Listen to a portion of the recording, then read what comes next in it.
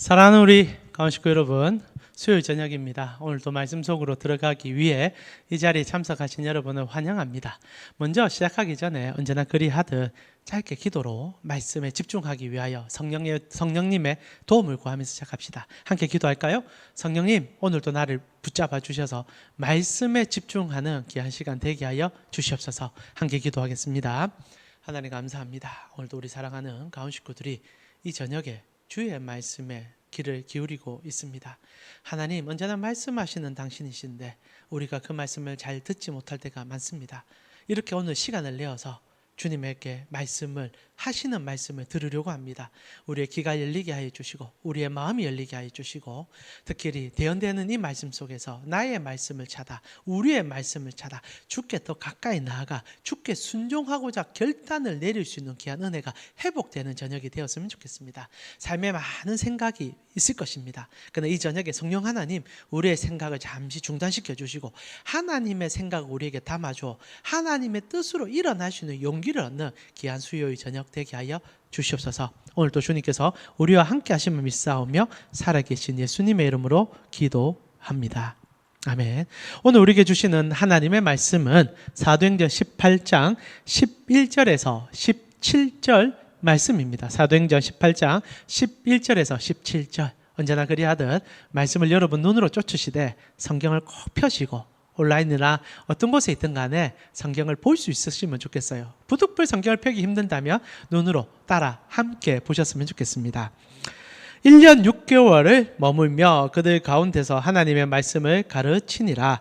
갈리오가 아가야 총독되었을 때에 유대인이 일체히 일어나 바울을 대적하여 법정으로 데리고 가서 말하되 이 사람이 율법을 어기면서 하나님을 경외하라고 사람들을 권한다 하거늘, 바울이 입을 열고자 할 때에 갈리오가 유대인들에게 이르되 너희 유대인들아, 만일 이것이 무슨 부정한 일이나 불량한 행동이었으면 내가 너희 말을 들어주는 것이 옳으니와, 만일 문제가 언어와 명칭과 너희 법에 관한 것이며 너희가 스스로 처리하라. 나는 이러한 일에 재판장 되기를 원하지 아니하노라 하고 그들을 법정에서 쫓아내니 모든 사람이 해당장 소스데네를 잡아 법정 앞에서 때리되 갈리오가 이 일을 상관하지 아니하니라. 아멘. 오늘 묵묵히 걸으라는 제목을 가지고 사도행전 18장 11절에서 17절 말씀 함께 살펴보려고 합니다.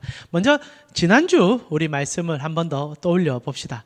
바울이 고린도에 도착합니다. 처음 도착했을 때 실패감이 그를 지배하였죠. 아테네의 사역이 큰 열매를 보지 못했습니다.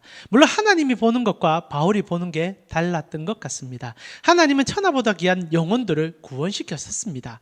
그러나 바울은 이전과 사역을 비교했을 때 이 비교가 참 무섭더라고요. 벗어날 수 없는 덫 같지만 때로는 비교를 통하여 성장을 하기도 하지만 때로는 좌절감, 실패감을 맛보기도 하죠. 그래서 하나님 앞에 온전하게 서 있는 사람들은 비교를 할 수밖에 없겠지만 비교로 내가 무너지는 것이 아니라 오히려 주께 더 가까이 나아가는 것 같습니다. 그런데 바울이 실패 과정 속에 세상과 그리고 스스로의 비교 속에 무너졌던 것 같아요. 그러면서 이제 고린도로 가게 되었습니다. 그리고 그가 사역의 열매로 무너진 것도 있겠지만 딱 그때쯤 사역비가 재정이 바닥에 나버렸어요. 아시다시피 실라와 디모데를 이전에 사역했던 곳으로 파송을 시켰습니다. 그리고 홀로 아테네에 들렸다가 아테네에서 사역이 자기 생각대로 이루어지지 않으니까 급하게 고린도로 뛰쳐갔는데 수중에 돈이 떨어지죠. 그래서 평소에 배웠던 기술인 텐트 메이커를 시작합니다.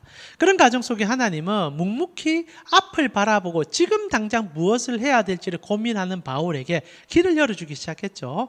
아시다시피 이제 아굴라와 브리스길라를 만나게 하고 그 지역에 해당장이 회심하는 일을 경험케 합니다. 그런 과정 속에 하나님께서 바울에게 10절에 너와 함께 하겠다는 예언 아닌 예언, 하나님이 위로가 임하게 되었죠. 세 가지를 바울에게 말씀해 주셨습니다. 내가 너와 함께 있겠다.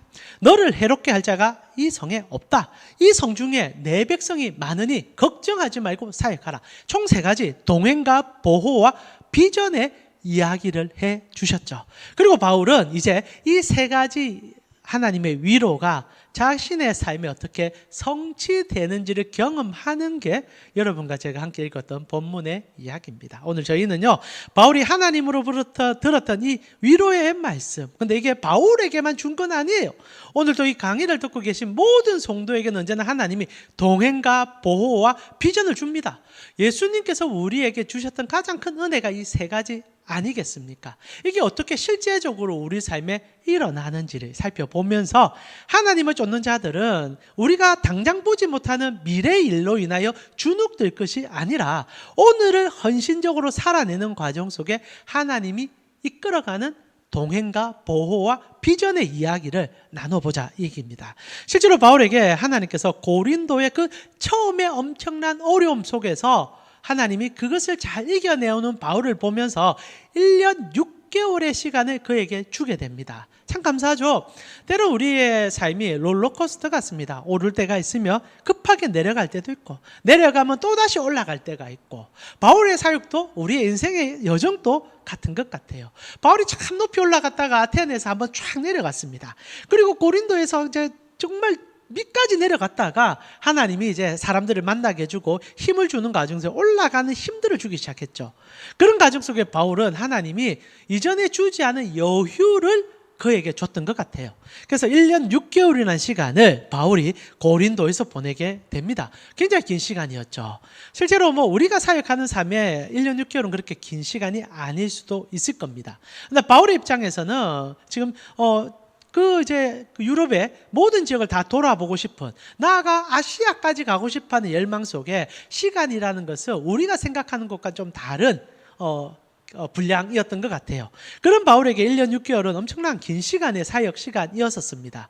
그리고 고린도라는 엄청난 도시에서 하나님께서는 바울을 통하여 변화도 경험케 하고 놀라운 사역의 열매들도 허락해 주고 있었죠.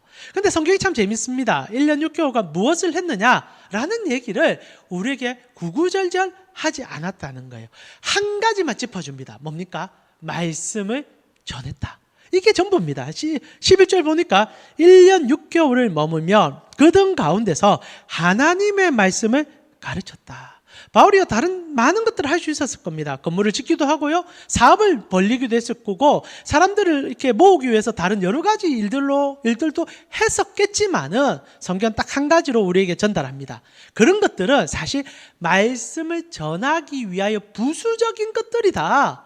오히려 말씀을 전하는 과정 속에 필요하다면 해야 되는 일이 아니겠느냐. 그래서 바울이 1년 6개월 말씀을 전했다. 여기에 포커스를 맞췄죠. 사도행전 우리에게 이것을 가장 중요한 가치임을 가르쳐 줍니다. 잊지 말아야 될 게 있습니다. 교회를, 그리고 우리가 함께 세워가는 과정 속에 사업도 그리고 성장도 중요하지요. 그러나 그 성장과 사업이 왜 중요합니까? 온전한 하나님의 말씀을 전하는 통로로 삼기 위함입니다. 근데 말씀을 온전히 전하지 못하는데 다른 어떤 시스템이 아니면 형태가 뭐가 중요하겠습니까? 결국 바울은 말씀을 전했습니다. 사도들도 동일했죠. 초대교회가 부흥할 때 사람들이 물밀듯이 막 몰려오니까 중단시킵니다. 우리는 말씀 전하는 데 집중하겠다. 그래서 7 집사님 뽑았잖아요. 동일한 거예요. 말씀이 가장 중요합니다. 말씀을 실험하고 말씀대로 살아보겠다 결단하고, 그리고 전하는 자나 듣는 자나 오직 예수님, 성령님, 하나님, 삼일째 하나님 오늘 또 말씀하여 주시옵소서. 그렇게 생각할 때 이 수요일 저녁에 놓치지 아니하시고 말씀을 들으시는 여러분을 참 환영할 뿐 아니라 기쁨으로 대합니다. 하나님이 여러분을 정말 기뻐하실 겁니다. 그렇게 1년 6개월 하나님께서 주신 기회를 바울은 말씀을 전하는데 온전히 쓰기 시작했었습니다. 그러나 여러분 기억하세요. 하나님이 평온함을 준다는 것은 평온함의 자체에 매몰다라고 주는 건 아닙니다. 모든 사람들은 위기와 고난을 좋아하지 않습니다. 좋아할 사람이 어디 있겠습니까? 그러나 기억하세요. 우리가 이 땅을 살아가는 동안은 위기와 고난이 없으면 안 돼요. 저는 그렇게 느껴집니다. 실제로 왜냐하면 여전히 우리는 전쟁터에 던져져 있으니까요. 전쟁 시점인데 잠시는 쉴 수 있습니다. 훈련소에 들어갈 수도 있습니다. 그러나 적들이 쳐들어오는데 언제까지 방관하면서 쉬고 있는 것이 말이 되겠습니까? 다 잡혀 먹여버리는데요. 이 세상에 있는 동안은 하나님을 잃어버린 자들에게 말씀을 전하는 우리의 사역이 지속되어야 한다는 거죠. 그래서 바울이 1년 6개월간 훈련을 시켰습니다. 그러면 어떻게 해야 됩니까? 이제는 그 말씀으로 어떻게 살아내는지를 우리가 살아냄을 보여야 되지 않을까요? 그런데 하나님께서 보이지 않는 성도들에게는 보이도록 만드는 경우들이 종종 있어요. 초대교회 성도들도 예루살렘에 모여서 여기가 좋사오니 라고 얘기할 때 황제가 핍박을 가합니다. 그러자 막 흩어지니까 세계로 복음이 흩어지는 일이 있었잖아요. 바울도 1년 6개월 열심히 말씀 전했습니다. 바울이 잘못했다는 얘기는 아닙니다. 바울은 지금 집중해야 될 곳에 집중했죠. 그리고 때가 차니까 하나님께서 그 말씀으로 고린도를, 그 말씀으로 성도가 어떻게 살아야 될지를 테스트가 아닌 테스트를 하기 시작합니다. 그게 이제 아가야 지역에 총독이 새로 바뀌는 일이었어요. 총독 갈리오가 이제 주후 51년에서 52년경 아가야 지역의 총독으로 오게 됩니다. 아가야 지역, 생소할 수 있습니다. 아가야 지역이라는 것은 여러분이 아마 들어본 지명은 아닐 것 같은데 이 지명은 아닙니다. 통합구역을 설명하는 용어예요. 우리로 표현하면 뭐 경기도 아니면 뭐 이렇게 경상남도 이런 식으로 아가야라는 이 지역군입니다. 그래서 여기에는 아테네도 포함되고 고린도도 포함되는 거죠. 그런 지역에 총독이 바뀌게 됩니다. 이게 근데 성경 안에서 참 우리에게 또한 도전되는 이야기이기도 하지요. 아시다시피 성경을 사람들은 허구라고 생각하는 사람들도 간혹 있습니다. 예수님에 대한 이야기라든지 아니면 바울의 여정이라는 것인지 이건 다 뒤에 구설가들이 만든 허구의 이야기다. 근데 그렇지 않다는 거죠. 실제로 이 갈리오 같은 경우에 부임을 하게 됩니다. 그리고 일어나는 일들을 굉장히 상세하게 묘사하지요. 이것이 우리에게 굉장히 신뢰성 있게 성경을 보일 수 있는 도전을 허락합니다. 실제로 여러분 기억하셔야 되는데요. 성경은 신화가 아니지 않습니까? 역사입니다. 갈리오 같은 경우에 그의 삶이요 비문에 남아서 우리에게 지금도 전달되고 있습니다. 갈리오 비문은 1905년도 델포이에서 발견되어서 이때 실존했던 인물이고 그가 어떤 일을 했는지를 알게 되죠. 실제로 이 갈리오를 사람들이 부를 때 지혜의 총독이라고 불러주거든요. 굉장히 현명했던 인물로 나옵니다. 그리고 오늘 본문에도 갈리오가 얼마나 탁월한 총독이었는지도 우리가 엿보게 되죠. 이를 통하여 우리가 또 알게 됩니다. 성경은 허구가 아닌 하나님의 진실이며 역사다. 예수님은 이 땅에 진실로 오셨다는 거죠. 십자가에 못 박혀 돌아가셨고 부활하신 것도 역사적 사실이에요. 바울이 그 증거 아닙니까? 허구고 사람들의 구설수라면 누가 목숨 걸고 그 1세기에 예수님 죽은 지 얼마 되지도 않는데 그 열정을 가지고 전하겠습니까? 살아계신 역사 속에 임재하신 분이었다는 거죠. 오늘 사도행전도 우리에게 그 얘기를 전달합니다. 갈리오라는 실제적인 총독이 그가 사역했던 그 일 속에, 그가 일했던 그 가정 속에 바울은 하나님의 은혜를 그 가정 속에 함께 경험하고 있었다는 겁니다. 자, 이런 가정 속에 갈리오가 아가야 지역의 총독으로 오게 됩니다. 그리고 언제나 새로운 지도자가 오게 되면은 그 틈사이를 노리고 들어가는 이권을 쟁탈하는 무리들이 많아지죠. 갈리오가 아가야 지역의 총독으로 오니까 이 고린도 굉장히 큰 상권을 가진 지역입니다. 그러니까 유대인들이 돈에 밝잖아요. 그런 과정 속에 이제 유대인들이 작심을 하고 갈리오를 찾아가게 됩니다. 그러면서 이제 바울을 깎아내리는 거죠. 저 이단 사상이다. 근데 언제나 세상이요 하나님의 백성들을 공격할 때 우리가 믿는 신념이나 철학을 부정하는 경우도 있겠지만 대부분 다 없는 얘기를 지어내는 경우가 많고요. 그들이 생각할 때 이 세상이 혐오하는 것들을 우리에게 덧붙이려고 할 때가 많다는 거예요. 실제로 이 유대인들이 해당 중심으로 모여서 갈리오에게 바울을 고발할 때 로마의 법을 어기려고 한다라는 얘기를 갑자기 하기 시작한다는 거죠. 바울은요 로마의 법을 어긴 적이 없습니다.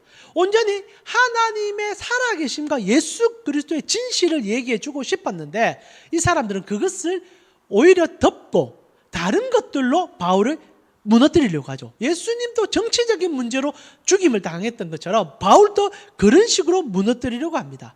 그리고 그런 시점에 갈리오는 고린도 지역의 유력 인사들의 이야기이기에 귀가 열릴 수밖에 없고 그들의 이야기를 들을 수밖에 없는 상황이 되지 않았겠습니까? 바울이 1년 6개월 말씀 잘 전하다가 덜컥 넘어질 위기가 닥친 거예요. 그러나 처음에 말씀드렸지만 하나님은 세 가지를 약속하셨잖아요. 내가 너와 함께한다. 어떤 대적도 너를 해하지 못할 것이다. 그리고 이 성중에 내 백성이 많다. 이제부터 하나님은 오히려 갈리오를 이렇게 부추기고 있는 유대인들이 보라는 듯이 세 가지의 보호의 약속을 실행하기 시작합니다. 법정 앞에 서게 돼요. 베마라는 이 거대한 이제 법정 앞에 바울이 끌려오게 됩니다. 그리고 갈리오 앞에서 유대인들이 변사들을 구입해서 얘기를 시작했겠죠. 바울이 이런 사람입니다. 바울이 이런 죄악을 저질렀습니다. 실제로 하지도 않은 일을 가지고 얘기를 시작합니다. 그러나 갈리오는 명쾌하고 지식이 온전했던 인물 같습니다. 사람들의 그런 이야기 그리고 권력에 쫓겨가는 인물은 아니었던 것 같아요. 그런 과정 속에 가만히 듣던 갈리오가 얘기를 합니다. 모든 얘기가 실제로 너희가 로마를 해야 한다고 얘기하지만 너희의 종교에 대한 이야기 아니냐, 지명에 대한 이야기 아니냐, 왜 그거를 나에게 들고 오느냐. 얼마나 명쾌합니까? 우리의 법이 명쾌했으면 좋겠어요. 사람들의 이권이나 돈에 좌지우지되지 아니하고 본질의 문제를 가지고만 얘기한다면 큰 문제가 이 세상에 일어나지는 않을 것 같습니다. 갈리오가 그런 인물이었다는 거예요. 참 감사하죠. 그러나 여러분 돌이켜 생각해 봅시다. 바울이 1년 6개월 사역하는 과정 속에 이제 세상 속에 이 전했던 말씀을 뿌려야 될 시점인데 그때 갈리오가 온 거 아닙니까? 바울의 입장에서는 들것 이제 망했다라는 생각이 들 줄도 모르겠지만 하나님은 갈리오를 그 지역에 보내셨죠. 왜? 합당한 이성적 판단을 하는 인물을 통하여 오히려 바울의 사역을 도와주고 싶었고 그 어떤 대적도 약속의 말씀처럼 해하지 못하는 것을 보여주고 싶었던 겁니다. 결국 갈리오가 바울을 높여줍니다. 바울은 아무 말 하지 않았어요. 끌려가서 핑계대지 않았어요. 오히려 유대인들이 힘을 다 써서 돈을 다 써서 바울을 넘어뜨리려고 했는데 오히려 하나님께서 갈리오를 그 시점에 세워주심으로 만약 다른 총독이 왔다면 그리 안 됐을 겁니다. 돈 밝히는 사람이 왔다면 망했을 겁니다. 그러나 하나님이 갈리오를 그 자리에 넣으신 거예요. 그리고 바울에게 위로를 주며 고린도를 변화시키는데 주축들로 쓸죠. 갈리오는 모릅니다. 다만 본인이 살아온 삶의 여정대로 행동한 것뿐입니다. 그러나 합력하여 일을 이루시는 하나님이 오히려 갈리오로 인하여 유대인은 망신당하고 그리고 바울은 높여지는 일이 생겨져 버렸다는 거죠. 하나님은요, 이 일을 통하여 합법적으로 전도할 수 있는 길을 열어주고 있는 겁니다. 약속한 대로 해주시는 거예요. 때로는 우리가 걸려 넘어지기도 하고 내 개인의 판단으로 무너지는 경험들 합니다. 바울이 그랬어요. 아테네를 지나오면서 와장창 무너졌습니다.